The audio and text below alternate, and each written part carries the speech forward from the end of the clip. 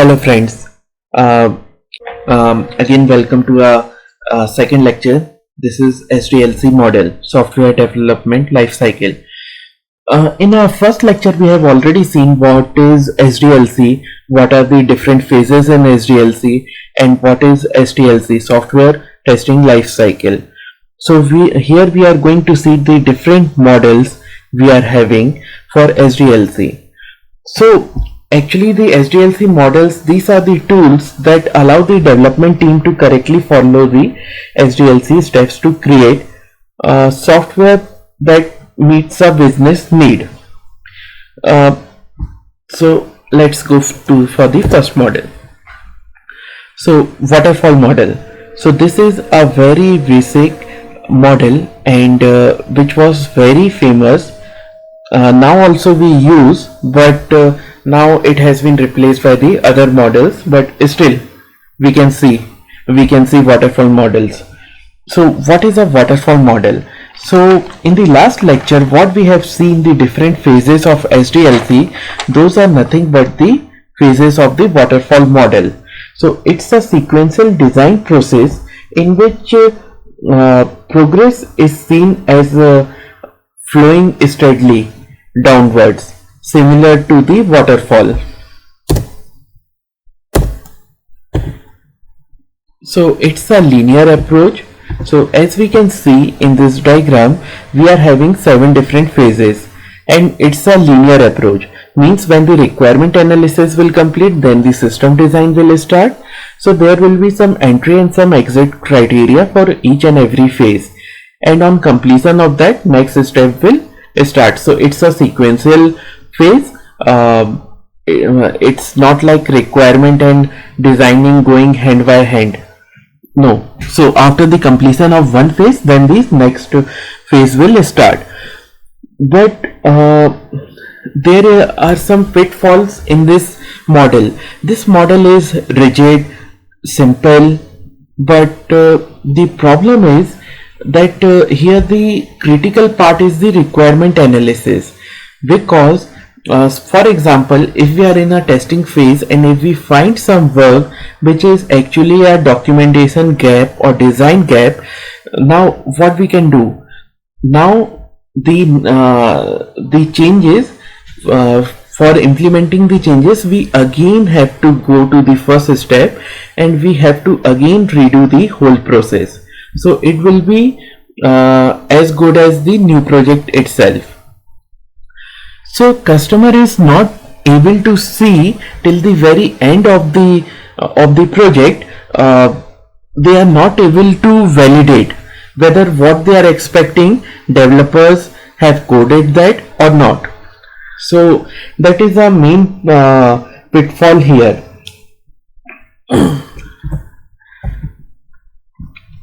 So as we discussed, the advantages is it is very simple to use. Management part is also very rigid and easy. Development stages go one by one. So as if you remember, as we have seen in the SDLC life cycle, first the requirements will be gathered. We can go to the previous diagram.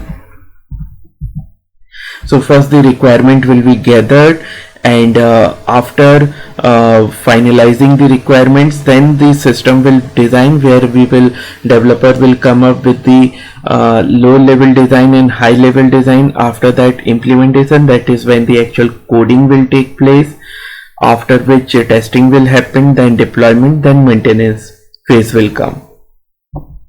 A typical SDLC model. So here model is too simple, management is easy, development also goes stage by stage, and it is good for the small and mid-sized project. Now why we are saying the small and mid-sized project?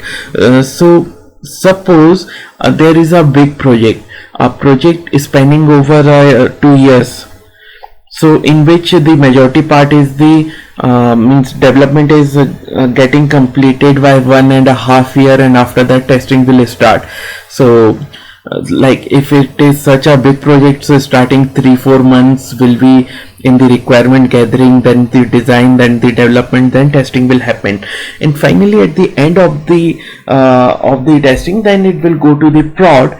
And so suppose at that time customer finding some discrepancy, what they have expected, and they it's not aligned to their expectations. So what will happen in such a large project? Most important part is the time.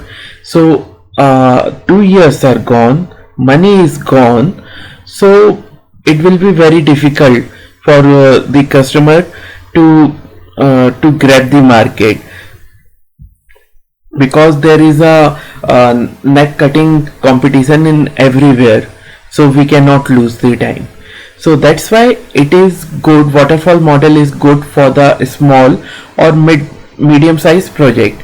And moreover, it is good when the requirements are very clear.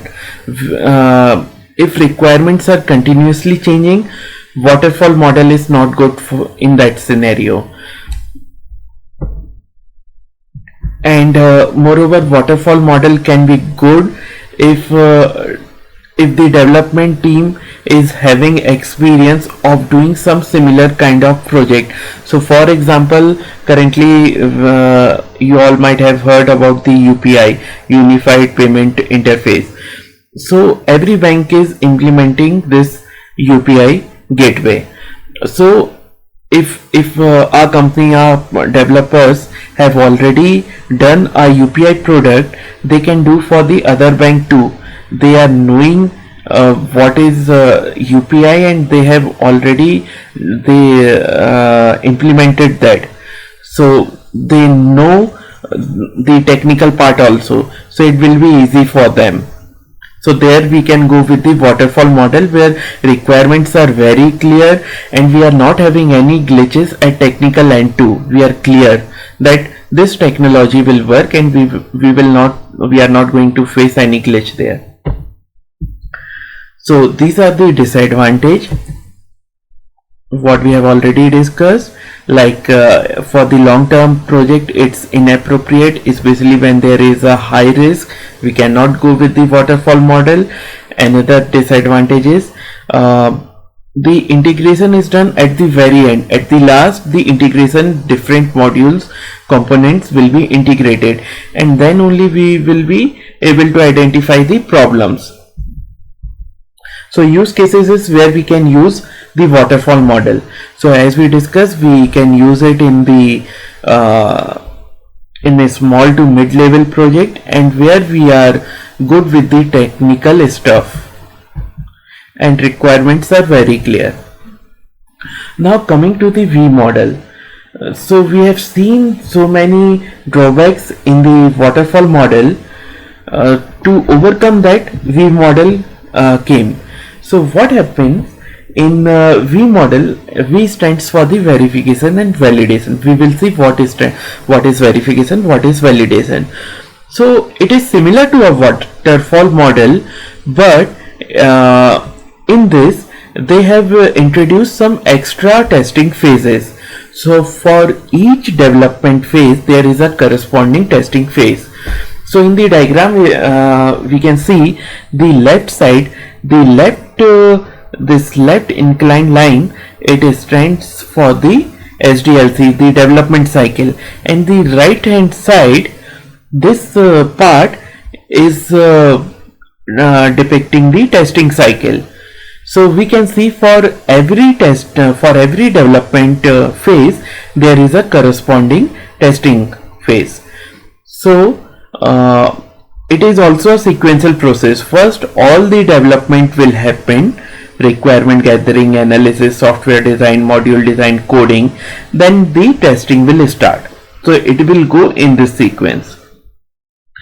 So only difference from the waterfall model is here we are having different testing phases, just to make sure that no defect go to the prod. So here we are having a unit testing. What is unit testing? Unit testing is something which we do at the code level, and mainly it is done by the developer. But in some project we do have a specific unit testing team too, and it is done to eliminate the early stage defects. So when the developer is coding, they test their code before moving it to the SIT environment, that is for the testing team. That is nothing but a unit testing. After that comes the integration testing. Integration testing is something like when so we might be having 5 different modules, or we are having 5 different developers. They are developing their their piece of code, and at the end they are going to integrate so that all the modules can interact and communicate with each other, so we can get a final product. So that is a integration testing. So integration is testing when all the modules are linked. After that comes the system testing. So system testing is something when we are testing considering the external systems too. So for example, let's see a banking system. So if we are using a ICICI Bank, we are using one user interface to make a payment or see a account details. That is a user interface, that is a digital channel. So that is you can consider one team will be handling that UI part. After that, what will happen when we are submitting a payment? This will go to another system which will convert it into a message form. It will encrypt it. Then it will go to the other system which will be the core banking, which will be the core of the ICICI Bank, where all the payments will be processed, and from there it will go to the central bank for the clearing, and likewise. So system testing is when we are testing a system considering the external factors too, like what is the downstream, what is the upstream, how it's going to affect us. That is a system testing. At last comes the acceptance testing. Acceptance testing is done by the UAT team, which mainly consists of the BAs or the stakeholders. Stakeholders in terms, if we are coding for some particular group, say State Bank of India, then the bank people who are having a domain knowledge, who have given the requirement, those people will do the acceptance testing in the client environment, that is in their bank branch, not in the here where the code has been developed, but in the actual place they will do the acceptance testing. Now another thing is this verification and validation. What is verification and what is validation, and how they differ? So verification is something which is static and validation is a dynamic. So verification, it is a kind of a review, a technical review, whether all the requirements have been covered, whether all the mapping documents are in sync with the requirement, like that. So it's a static, it's a verification. Now validation is actually a testing. So when a user is giving some input, whether we are getting the expected output from it or not, that is a validation. So there might be a chance that we have given the verification approval, but we are getting a bug in validation. So in real scenario we do get that. It may happen because developers, they might have understand the requirement correctly, they have coded, but because of some issues in the code, we are getting some error or some wrong output. That is a defect. Again, it might be a chance that different developers, they have understood the requirements in a different way. So again we will get a defect in validation. So this is one more diagram depicting a V model. It is bit in detail. So as we can see, it's the same, but it's in detail. So for coding we are having a unit testing, for LLD design we are having a component testing, for HLD it's a system integration testing, for source requirement specification again a system testing will work, then for the business requirement we are having a acceptance testing. So as we can see, the left line depicting the developer's life cycle and the right side is for the tester's life cycle. Now coming to the advantages and disadvantages for the V model. So V model is very much similar to the waterfall model. Only difference is we have added extra testing phases here just to make sure that no defect goes to the prod. To minimize that probability, we have introduced some extra phases in the testing cycle also. So it is simple, and testing activities like planning, test designing happens well before coding. So it is somewhat similar to the waterfall only. Now disadvantage, as the waterfall model, it's a rigid, and if some changes are coming in the mid of a cycle or at the last of the cycle, then it is difficult to adjust to accommodate those changes. Now where we can use the V model. V model can be used in a small to a medium size project, and again the reason is the same what we have discussed for the waterfall model.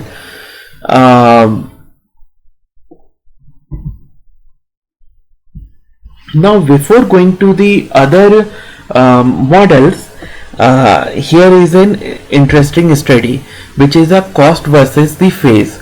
So in this diagram you can see here we are seeing a defect, and in the vertical we are seeing the cost.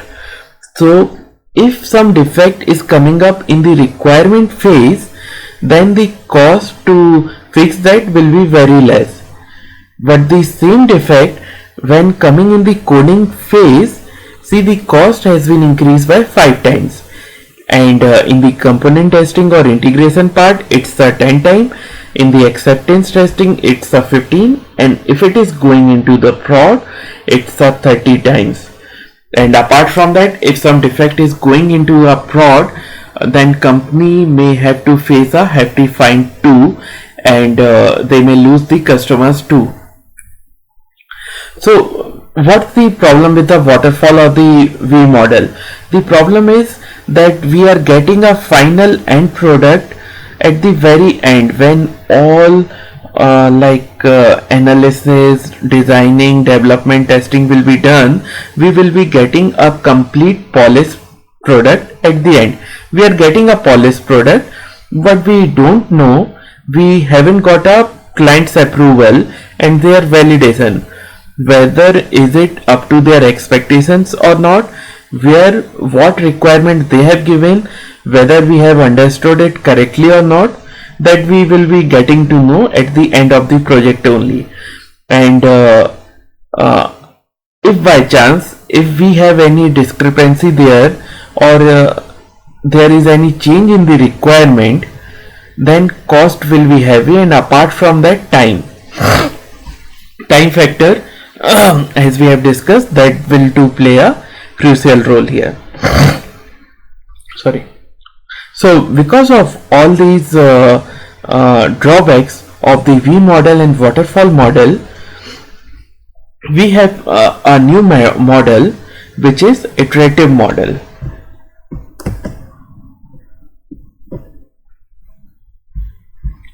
So what is iterative model?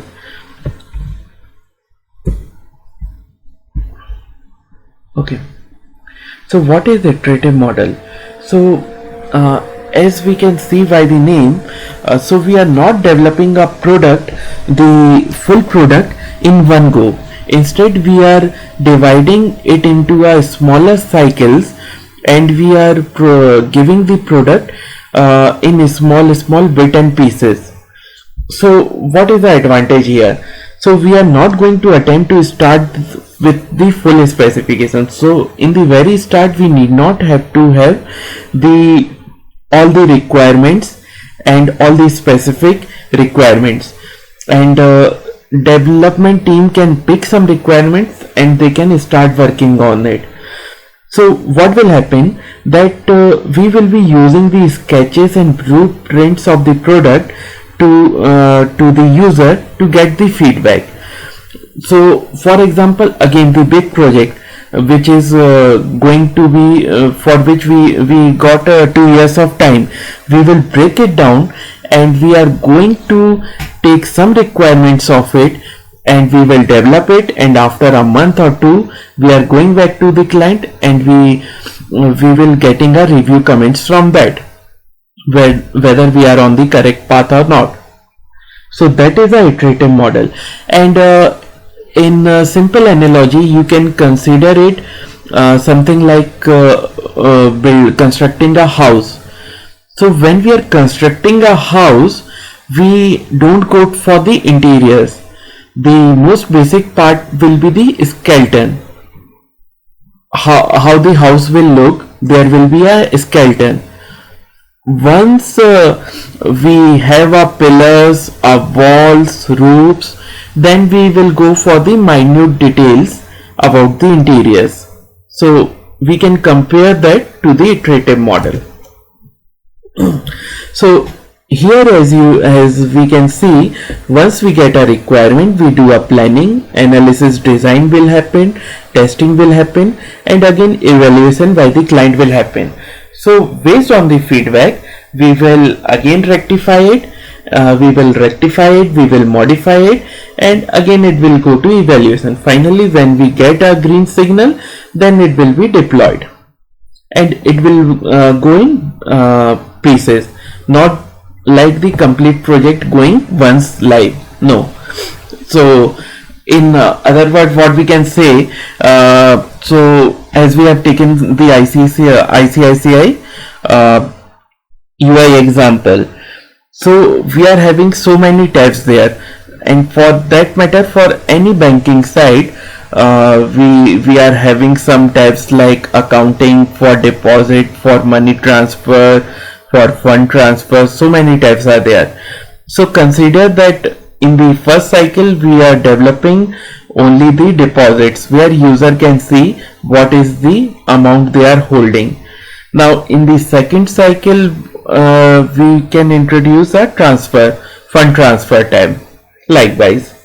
So we will go in an iterative way, and we will keep rectifying. So in the first, whatever the first deliverable we are giving, if customer is not satisfied, they want some modifications, we will do, and we will again get it evaluated.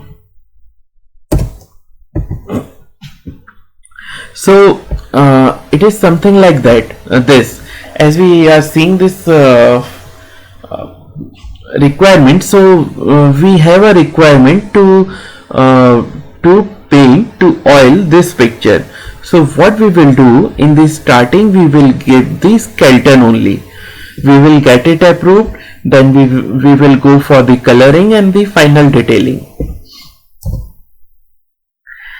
So the thing is, when we can use the iterative model. So iterative model we can use when requirements we are knowing upfront, but we are expecting it to evolve. Like as I told you, that overall we are knowing the requirement, we understood the requirement completely, but we are expecting minor changes later in the project.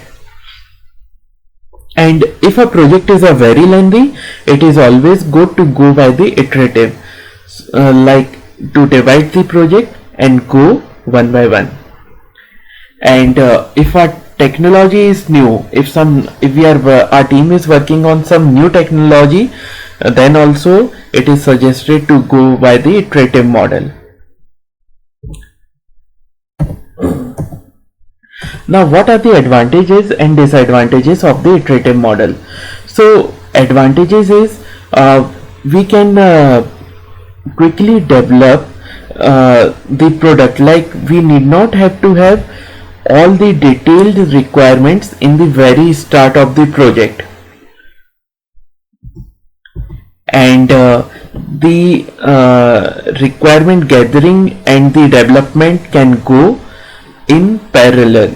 So one module we have picked, we are having a requirement for that, we will develop but more modifications can be done in future. So changes we can implement. And another advantage of this is that testing will be done in the small iterations. Like, we are testing only one single module, so it will be easy for the testing team too. Here we are lowering the risk also, and we are supporting the changing requirements. Operating time is also less, and we are getting a customer feedback too, so we can come up with a better product. But disadvantage is we will be requiring more resources here, because our work is iterative. Like, first we are making one model, then we are going to the client and we are asking whether it's as per their expectations or not, and again taking the feedback, then again working on that. So that's why resources, we need more resource, and it will be a costly too. And management attention is also required, because it's a bit complex. Another problem may arise because we are not having all the requirements at the very start of the project. So in the later in the life cycle, when we are getting the remaining requirements, we may face some difficulty.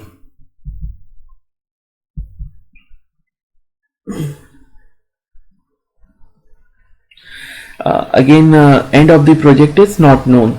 So again, like in the waterfall model, we are not getting all the requirements at the very start of the project. That's why end of the project we are not doing, and it can be a risky. Now coming to the incremental model. So incremental model and iterative model is very much similar, but as we are going by the incremental, by the name, how it differs. So here we are developing our modules, we are working on the small pieces. So we are developing one part fully, second part fully, and at last we are integrating.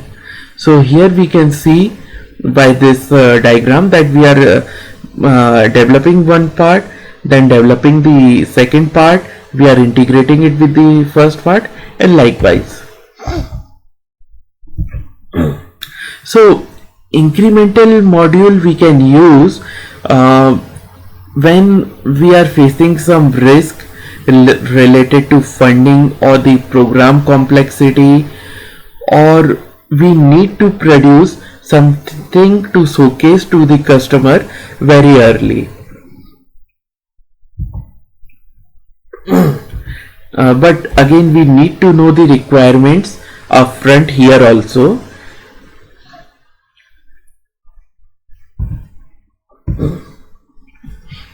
So as we can see in this diagram, that in the build one we have developed some part, tested that and implemented that.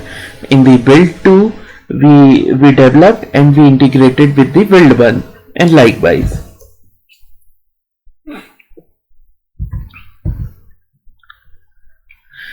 So again, advantage here is that we are breaking down our work, so it is lowering the cost and error reduction also. It is doing the error reduction because we are not developing the whole project at once, but we are doing it in parts. So for example, we have developed first part, and if we are facing any trouble with it, we will be getting a feedback if there is something wrong, and we can uh, rectify that, and for the coming modules also we can implement that process.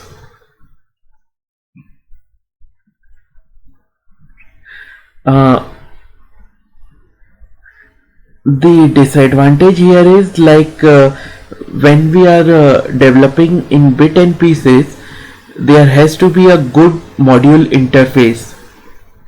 So if we are developing, if we are breaking a particular product in 5 parts, at the end we need to make sure that when we are combining all 5, they are working as a single product and they are able to communicate.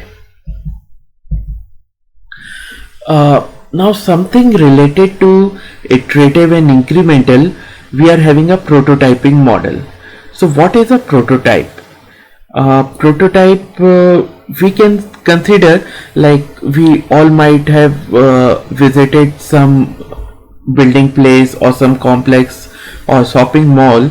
So we might have seen a prototype of that whole society or that shopping mall. We can see a dummy. Yeah, a word will be a dummy. So that is a prototype. So before developing a full product, we will make a dummy kind of thing, or a small part of it. Again, it depends on a project to project. Some people call it as a proof of concept too. So proof of concept is something like we are developing a very small part of it. It might be a working, it might not be a working, but mostly it will be a working. We are developing a small part, which will be a small part, and we are presenting it to client, which will showcase that whether our understanding is in sync, what stakeholder have asked or not, or if we need any if we need to rectify it. So once we get the requirements, then we design it, we will make a prototype of it, we will get it evaluated by the customer, and after the review we will update, and again the cycle will go keep on going till we get a green signal from the customer that now they are satisfied with the product. After that we will go for a full development, testing, and then maintenance.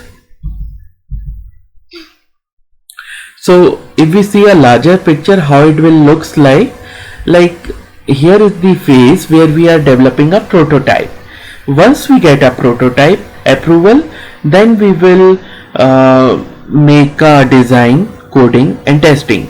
Here we can see it can be a iterative development too. So in the prototype we are developing some small part of the final product, not the full product, but some small part of it to showcase to the customer. Now advantage of it is that in the very early stage we will be getting a feedback of the customer that will ensure a great level of customer satisfaction and comfort, and here new requirements can easily be accommodated. And with the prototype we will also coming to know the missing functionalities, and we will be able to detect error at the very early stage, and thus we will be able to say we are going to save that extra cost, otherwise what would have been incurred when a defect is going in the prod or later in the cycle. And it can be used for the complicated project where the technology is new and our development team is not having a hands-on on that. Then they can produce a prototype, so it will be easy for the developer, which can be reused also. But it's coming to the disadvantage. It's a costly process in terms of time as well as money. In terms of time, because we are keep on going to the customer, we are making a prototype, we are going to the customer, we are taking a feedback, we are modifying prototype again, and then again going, and this cycle keeps on going until and unless customer is fully satisfied. So it's a costly process, and there may be a chance that there may be a too much variations in the requirement each time the prototype is evaluated by the customer. And here we don't poor documentation due to continuously changing customer requirement can also be a problem.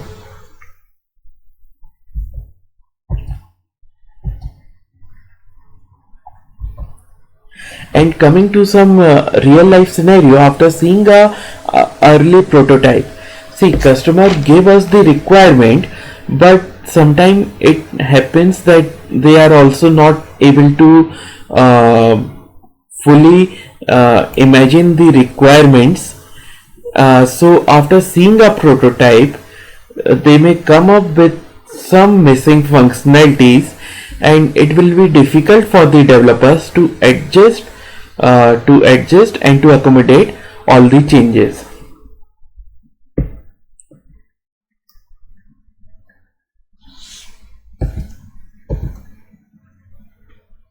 Now where we can use a prototype model.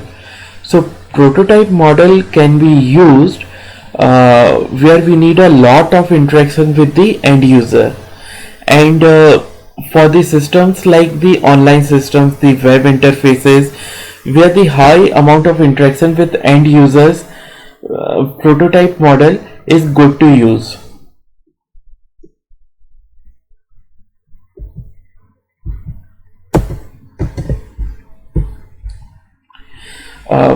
Now coming to the spiral model.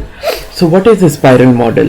A spiral model is a combination of a iterative model plus a sequential linear model. So what does it mean? So actually we have seen a waterfall model, a iterative model, and the prototype model also. So it is a mixture of all of these. Let's see a picture of it. Yeah, so in this diagram, as we can see, we are having four phases: planning, risk analysis, engineering, and evaluation. We are having four phases. So what will happen? First, the requirement will come, a prototype will be made. Here the risk analysis is the most important phase which has been added. So here the prototype we made, that we will get it evaluated by the client, and a risk analysis will also be done. After that, a coding will be done and the final evaluation will be done. So this will like we are having the four phases, but each phase is a linear phase. So basically, a spiral model is a risk-driven process model based on the unique risk pattern of a given project.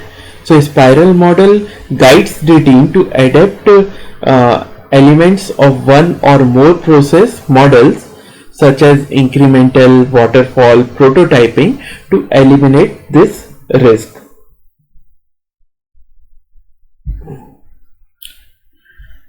So as we can see in this cycle, we can see a different spirals. So this spiral is nothing but one iterative cycle. So as we can see, the inner one, the darker one, it is a concept development. So concept development is when we got the requirement and we provide some prototype to the client. So that is a concept development. After that, the second layer, where we did the system development. Now in the third layer we did the system enhancement, then the maintenance. So here each iteration is nothing but, in the spiral model we called it as a spiral. And the difference with other model is here we have introduced a risk analysis phase. So basically a spiral model have four phases: the planning phase, the risk analysis phase, engineering, and the evaluation, as we can see here.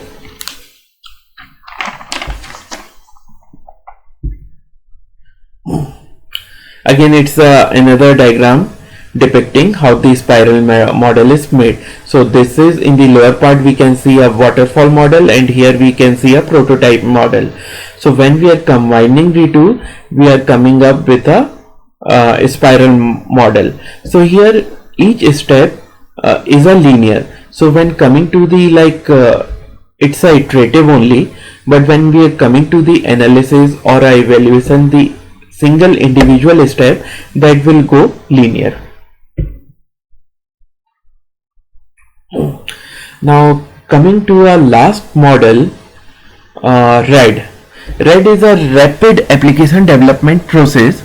So it's an adoption of a waterfall model, but what happens here is that we come up with the small targets and the mini projects, and at the end we will combine them all. But it is not only about breaking and integrating them at the end. So main difference here in the rapid application development is we are using some automation tool too to making a process faster. So we can consider it as a component based development, where the mini projects will go in parallel. So team 1, for example, will be making a prototype 1, team 2 will be making a prototype 2, team 3 will be developing a prototype 3, and at last we will be assembling them into a working prototype, a final prototype.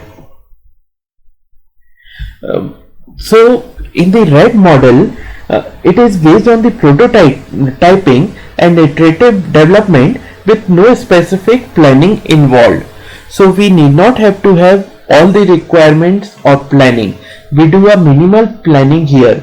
We directly stepping into development here.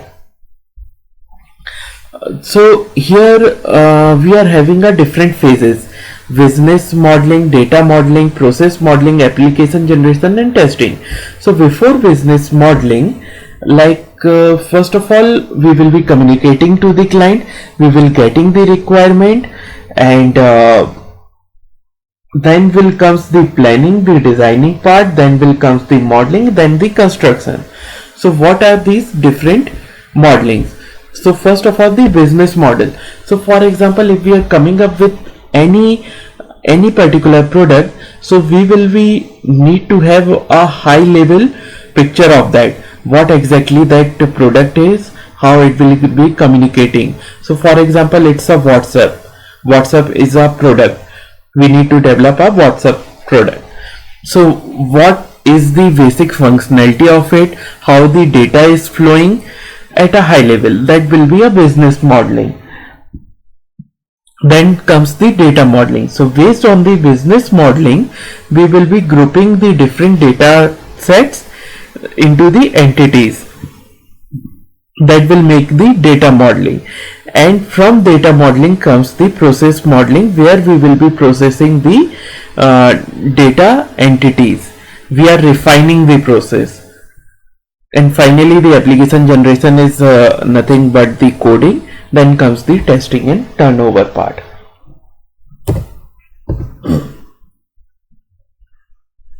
So here is another diagram depicting a RAD model. It is somewhat in the diagram we can see similar to the prototype model or iterative model, but main difference here is we are using some automation tool to make it quickly. Now, where we can use a RED methodology. RED we can use where the time span is very less, from 60 days to 90 days we need to develop a product, then we will be using a RED model. And we are knowing the requirement, and user is very much involved in the life cycle. The stakeholders are involved, and technical risk is also less, and we can modularize the product, so we can break it into different modules. But disadvantage here is that we will be needing the designer and the modeling team. So before going to disadvantage, as we have discussed, advantages: it will reduce the development time, increase the reusability of component, and we will get the reviews from the continuous feedback. We will be getting continuous feedback from the customer. And disadvantages: it depends on a very strong team. We need to have a very strong individual team who will be dedicatedly working for this particular project only. And only this system which we can break down into modules, those can only be designed using a RED model, and it requires a highly skilled developers and designers, and it's a costly affair.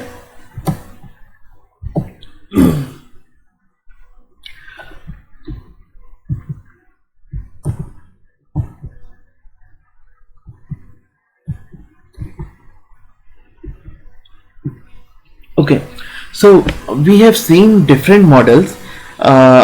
Here I have listed out, tabulated the difference between them. So mainly it based on the requirements, whether we are getting the requirements, complete requirements in the starting or at the end, or we expecting the changes in that. What is the cost of the project? Is the project small or big? How is the complexity? What expertise we are having, like we are having expertise team to develop that, and the different things like the reusability, user involvement, what is the cost. Depending on all these factors, we can compare the different models. And the important thing is, like each SDLC evolved as a new technology and address the weakness of the old models. So for example, from waterfall model we get a V model, then iterative model came, then prototype model came. So each model, what they are evolving with time, and they are addressing the weakness of the old models. Again, in which project, in which scenario, what model to use, we need to consider many factors.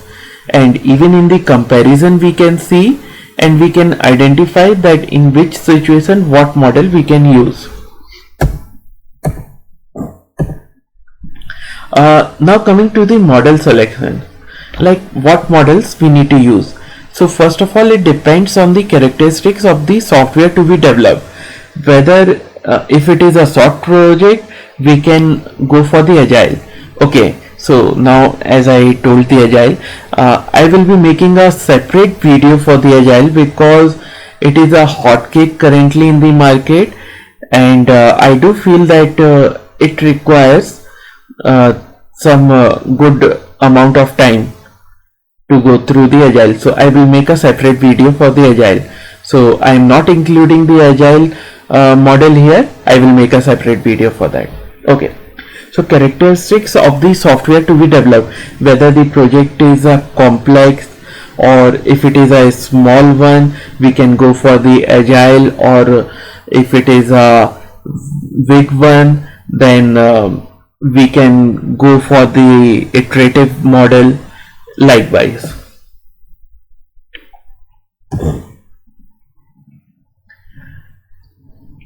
And then the characteristics of the development team. So this is also a very important factor. So if a development team is novice, they are new to the technology, then we can go for the prototyping, because we are not confident on that and they may take time to evolve, so we can go for the prototype type. Now the risk associated with the project. So is it a very high risk project? If yes, we can go for the spiral, where we are having a separate phase, the risk analysis phase only. Then we can go for the for the spiral. Otherwise we can go for the waterfall model too. And finally, the characteristics of the customer, like how much they are going to involve. If they are going to involve, they are fully available, then we can go for the red model, we can go for the agile model. But if their interaction is less, then we can go for the waterfall model. So friends, that's it in this video for the models. We will discuss in our next video, we will discuss about the agile. Till then, goodbye. Thank you.